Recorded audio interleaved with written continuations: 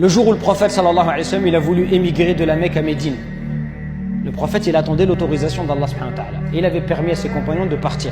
Donc le prophète il est presque parti en dernier.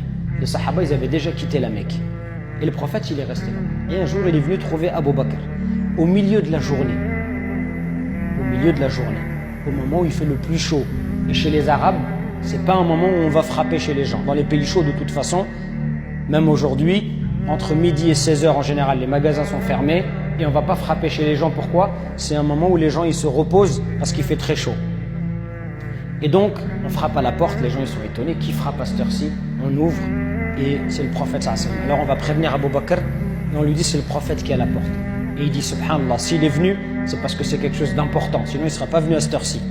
Alors, le prophète sallallahu alayhi wa sallam, il entre et il dit à Abu Bakr, j'ai reçu l'autorisation d'émigrer. Allah il m'a donné l'autorisation d'accomplir la hijra de la Mecque vers Médine. Alors Abu Bakr il demande parce que lui on ne l'a pas autorisé à partir. Il lui dit est-ce que moi je vais t'accompagner? Et le prophète sallallahu alayhi wa sallam lui dit oui, tu vas m'accompagner. Alors Abu Bakr il s'est mis à pleurer. Pourquoi il pleure Abu Bakr? Parce que c'est un honneur. Allah subhanahu wa ta'ala il l'a choisi pour accompagner son dernier prophète et messager pour faire cette émigration. Ce qui a fait dire à sa fille Aïcha radiyallahu anha وَمَا كُنْتُ أَظُنُّ الْفَرَحَ يُوجِبُ الْبُكَاءَ بَعْدَ الَّذِي رَأَيْتُ مِنْ أَبِي رضي الله عنه وأرضاه. Elle dit je ne savais pas que la joie pouvait faire pleurer quelqu'un. Et je ne savais pas que quelqu'un il pouvait pleurer de joie jusqu'à ce que je vois mon propre père pleurer radiyallahu anhu. Regardez ces exemples. C'est un amour, mes frères, qui est vivant. L'amour du prophète, ce n'est pas de la philosophie. C'est un amour qui est vivant, qui est palpable.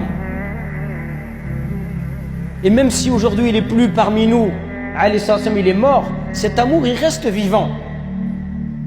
Quand tu entends parler du prophète, tu dois être en alerte, tu dois être attentif.